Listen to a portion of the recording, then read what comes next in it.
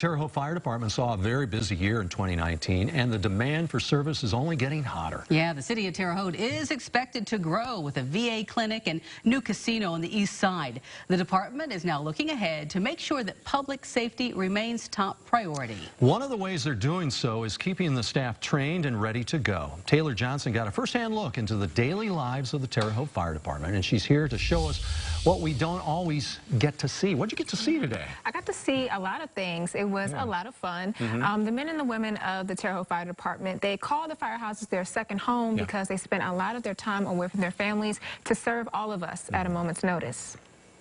There's a lot of things we do that, the average person would never know. At 7 a.m., Terre Haute firefighters start their shift, lasting 24 hours and sometimes longer. But with me working on an ambulance, there's times that I've come in and I've never gone to bed. That's because they're making run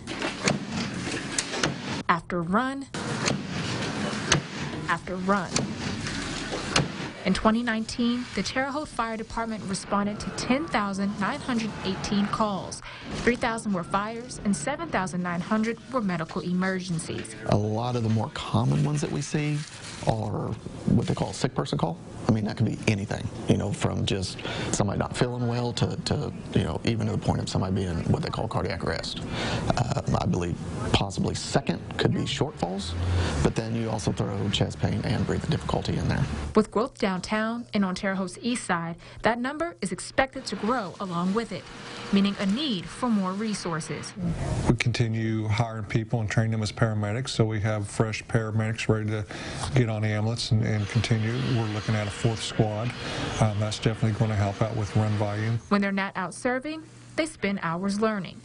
There's something for them to do on our fire department calendar, or they take it on their own to do some kind of training every day. A lot of what we do is EMS, so the fire side and as well as us on the ambulance, we need to keep up on our skills. And when it's time to make a run, they give it their all. We just want people to know we're always there for them.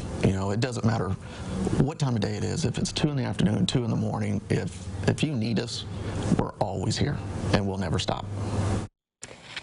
Chief Jeff Fisher says a committee within the department is meeting for the first time tomorrow. They'll be working together to figure out how they'll go about restructuring the department to meet the needs of the city's growth. You look like you had fun with this. It was a very exciting time. Yeah. We got run after run after run. I was tired by the end of the day. Did you pick up any tips? I did. So actually one thing that the guys want me to stress to the community is when you see their engines or their ambulances on the road and the lights and sirens are activated, to just move over to the right. It will help them to make their response time, which is actually supposed to be under 3 minutes. That's good to know. Yeah. Just be careful out there, right? Yeah. All right. Thank you, Taylor. Thank you.